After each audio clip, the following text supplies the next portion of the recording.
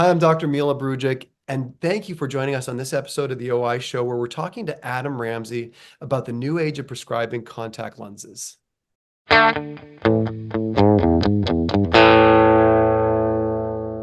A huge and grateful thank you and shout out to Bausch& Lomb. We truly appreciate your support of this episode.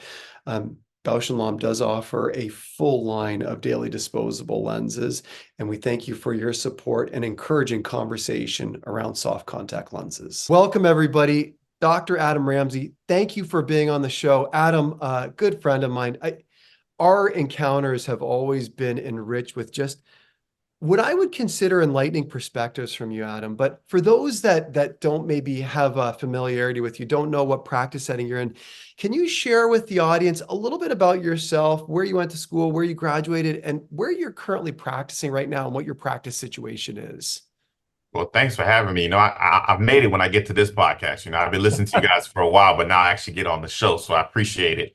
I'm in Palm Beach Gardens, Florida. My practice is called Socialite Vision.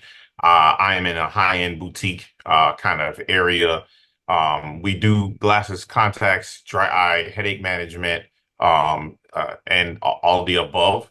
In my office, I have 2 virtual assistants and 5 staffers in the office to try and keep the office flowing and moving smoothly along. I'm loving it. I'm learning. I'm always trying to add and grow to the practice.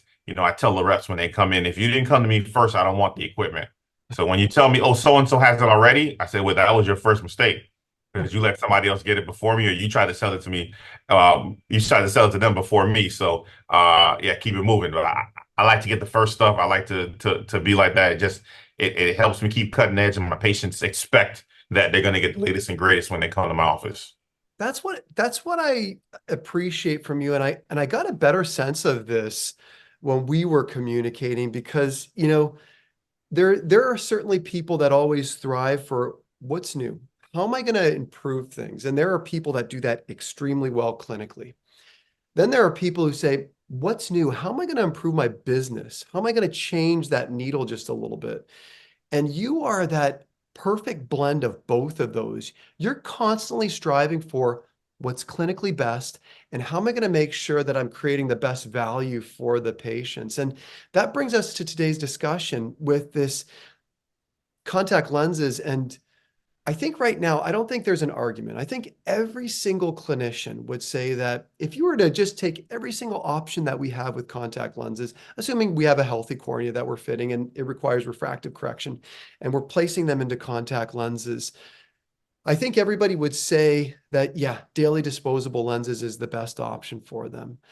And do you think that we've hit that ceiling, or do you think that we have more opportunity to grow in that realm with our patients? I think there's no ceiling. I think there's always somewhere else to grow. I definitely think daily disposables is the best. It's what I prescribe. About 85% of my patients are in daily disposables. You do have somewhere the Adam, did you parameters are say not. did you say 85%? Yeah. Tell us, the audience, how does that happen? How do you get to 85% daily disposables? What does that process look like in your practice? Let's say, for example, I'm walking into your office and saying, hey, I'm interested in contact lenses. What does that look like? What does that conversation look like? And let's assume that I'm a -2 diopter myope. Whenever I see a doctor with a low amount of daily disposables in their practice, I know they're typecasting their patient. I know they're assuming what the patient will buy and what the patient will pay. And when I see a practice that has high daily disposables, it is a practice that is at least offering the patients everything, right? At my office, I assume we're doing contacts. You got to tell me we're not, as opposed to the other way around. So when they come in my office, I'm start discussing contacts right away. They have to tell me they don't want to do it. So that gets my capture ratio of patients that do contact lenses much higher because they're like, oh, I can do contacts? I'm like, yeah, nothing wrong. Look at your prescription. Nothing out of the ordinary. How often do you find that to be the case? Like somebody walking into your office just saying, nobody's ever told me I'm a candidate for contact lenses. I got patients that are 30, 40 years old telling me, I got that stigma. I got that stigma. I can't do it. And I'm like, and I'm assuming that their cylinder is going to be 4 or 5 doctors, like a 1 1/4. And I'm like, yeah, you can do contacts. Like you definitely can do contacts. Like it's yeah, like we got that. We got that under wraps. I think if they had keratoconus or something like that, I look in there and it's like, no, it's just regular astigmatism. Like we can fix that. But a lot of times patients hold on to something that they heard 10, 20 years ago. And now they're like, I still can't do it. Now, like, no, we have easy contacts. We easy options for you. I say, how about let me just put it on your eye? If you like it, then I'll keep going. If you don't like it, I'll take it out. It doesn't cost you anything. Hmm. And that already gets their sensation down. It gets their fear down Yeah. because I'm only going to charge you if you want me to keep going. Because I still got to teach you insertion removal. I Yep. still have to do other things Yep. for the lenses. So if I put them on their eyes and they dislike it and they hate it, I take it off, go. If I can get it on their eyes, I very rarely have a patient that does not want to keep going with the fitting. When you do that, Adam, do they like the idea of a lens that you just have to wear one day and you can get rid of versus something that they have to clean? And I'm assuming too that because you're selecting a daily disposable, it's probably a better initial wearing experience too. The initial sensation is much better, Yeah. thinner, lighter. It feels better. The first impressions is everything. Yep. Think of it like as with kids. Would we ever not put a kid in daily disposable? Right? So we're putting all the kids in daily disposable. So why is it when they turn 18, all of a sudden we say, hey, now you can go to this other type of lens? They've been, if you thought that was, if you, most doctors think I'm only putting kids in dailies. So if you can be that direct with a 13-year-old, you can't be that direct with a 23-year-old. If you think, and the parents are saying yes to it. So the same parent that says yes to the 13-year-old, you don't think they'll say yes to themselves? It's because I believed it. The fact that the reason is a lot of doctors don't have that same belief. A lot of doctors are not doing the right thing. But if you personally believe this is the best, healthiest, safest thing for you, and this is how I like my patients to wear contacts, because I have the safety and I have the comfort to know that you're going to get less eye infections, you're going to have less issues, you're going to get better, more comfortable vision, and that's what we go with.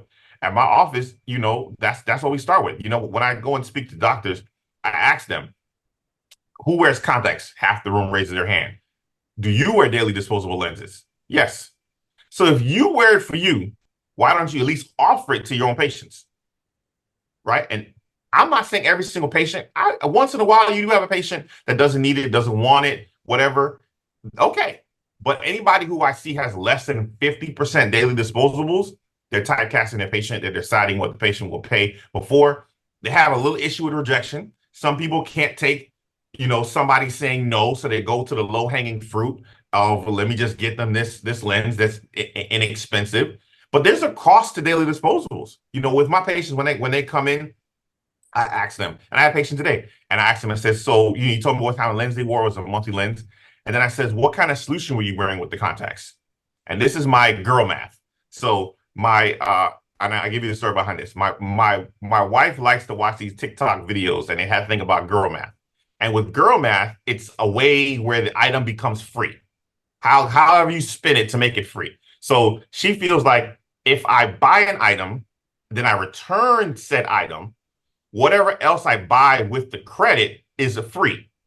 And I'm like, it's not free. You paid for the original item. It still costs money. But in her head, it's free, right? And then whenever she returns it and buys something else, it's always more expensive than the first item. But somehow it's free. And that's the girl math. So I said, you know what? How can I girl math contacts? How can I get patients to think of it that way? So now I said, I got to find a way to make it feel like it's free. So the way I do it is I ask them what kind of solution they use. They tell me the brand of solution. I says, okay, let's say that solution costs about $20 a bottle. I says, great. Let's say you go through a bottle every 2 months. They agree. So now you're spending $120 a year in solution, just $20 at a time, right? So I Mhm. says, with the daily disposable lenses, you no longer have $120 in cost.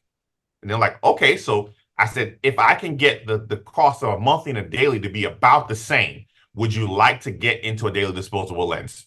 Yes. So now I say, okay, $120 of no solution costs. Great. You have your insurance benefits. Great.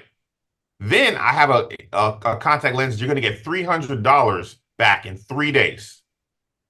So now you get 120 in solution, 300 in the rebate. Now that's 420. Then let's say you got $200 in your insurance benefit. That is 620. So it's $620 in savings. Can I get a daily and a monthly to the same price? Yes. So if I could do that for you, would you like to try daily disposable lenses instead of having to reuse the lens? Because I assume, does day 1 and day 30 contact lens feel exactly the same? Are No, you excited to put in a new lens when it's time to turn it around and of it's time to course. put in a new one? Yes. Yes. You can tell the difference between the first day and the day 30. What So if every day was day 1 for you? Would you Adam, be happier I with want that? to dig into this a little bit. This is great. So you're having this conversation Yes. in the exam In the room exam room, with in the the chair. patient. That is absolutely fantastic because a lot of time there's this hesitancy to have this conversation in the exam room. And I absolutely love that you have that because now nobody's surprised. If you're fitting me, I know exactly the cost that I'm getting into before I walk out to your front desk. So if I said, yep, I want this, I'm not surprised. You've already had this conversation with me. I kind of know what to expect along the way too. I love that experience. I'm planting the seed. I'm giving the patient an opportunity. And now, what docs don't realize is when docs say contact lenses is no money in contacts, I would say that's wrong. I would say contact lenses are probably your most profitable part of your practice. Yes, eyewear I make money, but I have a cost of goods and a carrying cost for glasses. I have $100,000 in frames on my optical. 100 grand in frames.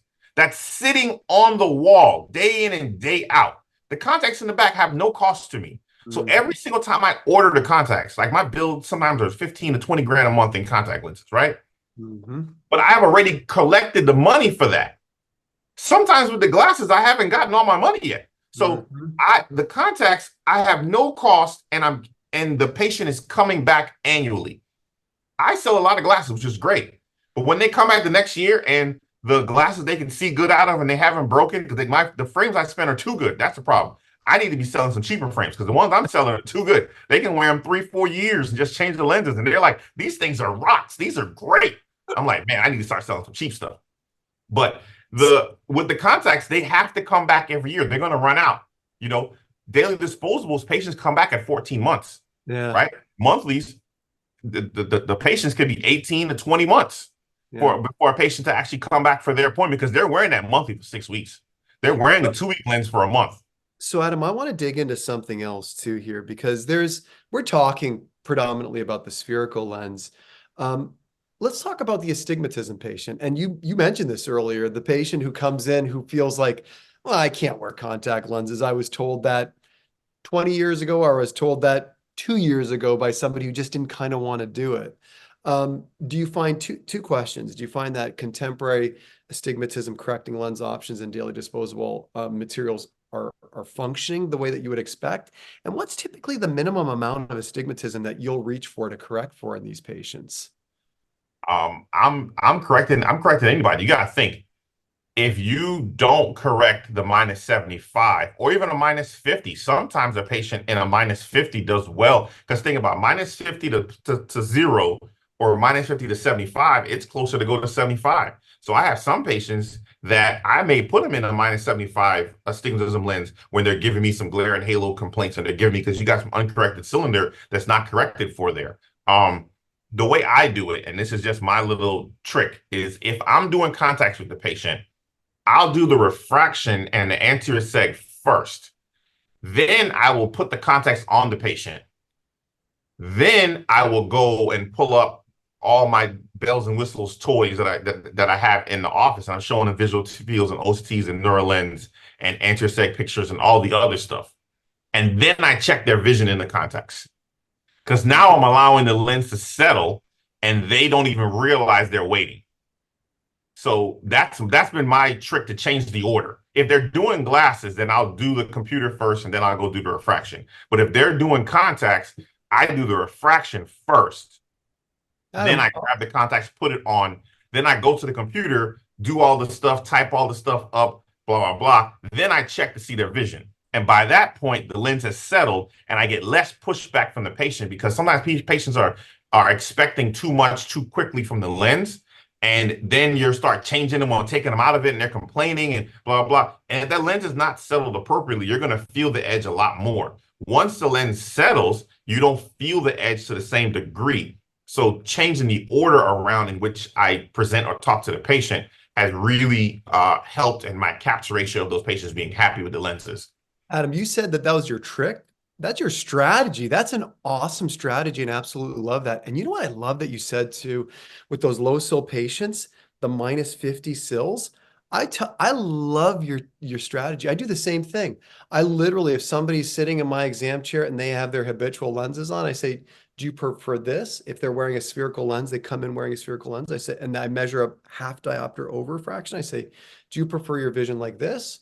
Or I put 3/4 of a diopter up. I said, you just tell me which one you prefer. If they say, oh yeah, I like the 3/4 of diopter, we know immediately that they'll do great with that astigmatism lens.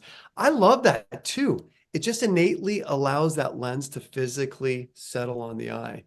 And I want to share, just dig in deeper into two more things. One of the biggest things that practitioners I hear like on the ground floor, and everybody runs into this. Well, how do you find time to fit contact lenses? Like, have this conversation. How do you find time to do that in the exam flow? Can you discuss that a little bit? I would challenge a doctor to show me somewhere else that you could make $500 in profit from 3 minutes of work. So my thing is you have all the time in the world to do that. What you're trying to rush to get to the next exam for could be $40 reimbursement. So you're But saying I have the the time. This is focus the might be in the most wrong place. important thing. You're When they saying say, the what I focus do I might have be in to, the wrong spot. their focus is in the wrong spot. You're rushing to go to another exam room for $40 when you have $500 in profit sitting in your chair right now. I have nothing else more important to do than this. Hmm. Rushing to go to a red eye. Okay, yes, that's important. Hmm. That can wait. At the end of the day, this patient deserves my time, energy, and effort. And Hmm. if you feel like you're overwhelmed, I would tell you, you need to relook at your insurances. You need to relook at what you're charging. Because if 10% of your patients don't get pissed off, you don't are not charging enough. If everybody's coming to you, you gotta think, if everybody comes to you and says, you know what, the doc down the street dropped that insurance, so I'm coming to you. Hold on. Why did they do that? That's like a slap in the face. They said it was too low, but it's not too low for me to take. Like I think you have to get our priorities and look at it and say, no, this is the most important thing that is here that I have and I have control of, because I remember I had a doctor fill in for me at my office, and she was a new graduate and she came and filled in. And I went away for a week and she filled in for me. And then I went back and looked at what she sold and did. And I had some new staff and they looked at her sales for the week and it was pretty good. It was really good. Now, before she came and filled in, I went over what we sell, what we do. These are the type of lenses I like. This is what, because I gotta see your follow-up. So I wanted to make sure that you're setting them up appropriately. Now she was a new graduate. This was her first time seeing patients, after graduation. So she had no bad habits, no poor expectations, nothing. When she was done, I came back and I saw what she did, and I was like, she did really good. And it was half of them were my patients, and half of them were new patients. And the staff was like, well, Dr. So-and-so did better than you, Dr. Ramsey, in a percentage basis of X, Y, and Z. And I had to sit down and look to myself and say, why was it that that doctor with my patients could do better than what I did? And the difference was she didn't typecast anybody. I know the patients a lot of times. So I'm already putting in my mind, or they're going on vacation, or they're going here, or they work at this place. They won't. I had a guy that works in a store in the plaza spend $1,500 a day. Now, not the owner, an employee, $1,500 a day. And if I would have typecast him, there's no way I would have thought he would have spent it. I went back and looked at the end of the day and I was like, how? I found a need and I met a need. Yeah. And that's what we're missing. I am not selling you anything. I tell my staff, I like cars, I like watches, I like all that stuff. The Rolls Royce dealership salesman cannot force me to buy a Rolls Royce. No matter how good his sales pitch is, he can't get me to buy it. I can't afford it. There's nothing he can say. So I tell my staff, you cannot oversell a patient. If they can afford it, they will buy it. If they cannot afford it, they will not buy it. But stop trying to assume and guess what somebody will and what somebody is willing to do. When you go to the dentist, my dentist that I go to, the receptionist at the front is like, Dr. Ramsey, I saw you on the news last week. You know, you really should think about Invisalign. Like, it would really be much better. You know, we do a whitening package here. This is the lady at the front desk. She didn't go on my charts or nothing. She's like, I saw you on the news. And you know, if my teeth are not bad, they're not yellow, you know, but she's not assuming anything. She's just saying, hey, this is what it is. Hey, what. But we too often in eye care and optometry, we're trying to be the nice people. But at the end of the day, being nice and not actually giving the patients the best viewing experience, the best living experience, the best wearing experience possible is doing them a disservice. Because the way my eyes feel throughout the day, that I don't have to think about my eyes. When a patient says I got to rip out those contacts at the end of the night, that means for the last 4 or 5 hours, they've been thinking about their contacts. I can't wait to get home to take them out.